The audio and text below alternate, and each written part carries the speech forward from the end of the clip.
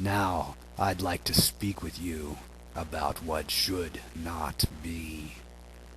Some people have said that certain developments should not be. For instance, you may have heard of people protesting against something. You may have even protested against something. There could be many kinds of protests. There could be mass protests of large groups gathered together with a lot of noise. There could be private, silent protests in which I refuse to speak with some particular person, perhaps wishing that, in response to my withdrawing from them, they might apologize to me.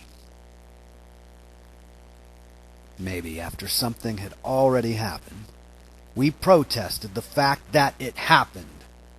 Or maybe during some ongoing process, we protested that ongoing process. Or maybe before something happened, we protested against the possibility of that happening. Or maybe something did not happen, and we protested against the fact that it had not happened at all. There may have been protests against a request to take another bite of peas or broccoli, or against a bedtime that seemed too early, or against the fact that I did not get a cookie yet. There may have been protests against taxes, like the protests led by Gandhi in India, or the protests in Boston in the 1770s. Some protests are made against certain acts of organized violence by governments. For instance, there may have been a time when many thousand people were killed by just a few other people. There may have been protests against attacks on Pearl Harbor, Hiroshima, Nagasaki, and other invasions, revolutions, and civil wars. There were some explosions on a certain day in September of 2001. There were buildings damaged and destroyed. Many people died. Some say that it was a conspiracy. Others say that it may be just a coincidence, that in only a few hours there were more than a few deaths relating to a few planes and a few buildings. But can these so-called coincidence theorists prove that it was all just a coincidence?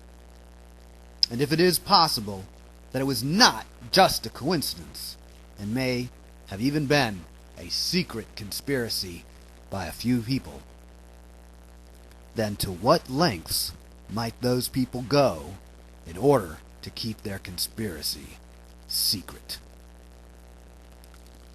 Might they ridicule coincidence theorists and publicize a conspiracy theory that could be true?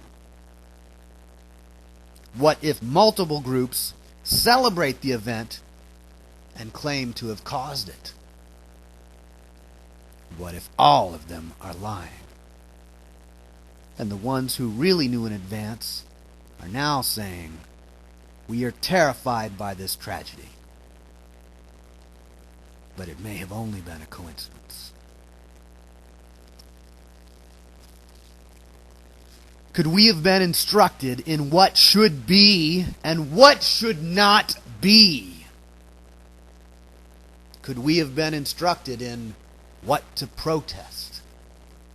Could we have been instructed in what to reject, what to ridicule, what to resist, what to accept, what to believe, what to support, how to react, what to think about and worry about and hope about?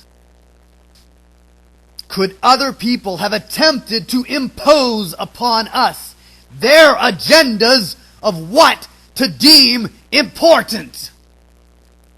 Could they have promoted to us patterns of how to vote, and how to consume, and how to borrow, and how to invest, and how to think, and how to speak English? Perhaps we have been instructed to protest against certain acts of violence, such as by a slave against their master. Perhaps we have been instructed to protest against all acts of violence. Perhaps we have been instructed to protest against certain acts of deception, such as by a business. Perhaps we have been instructed to protest against all acts of deception, even by government spies in wartime, on all sides of a conflict.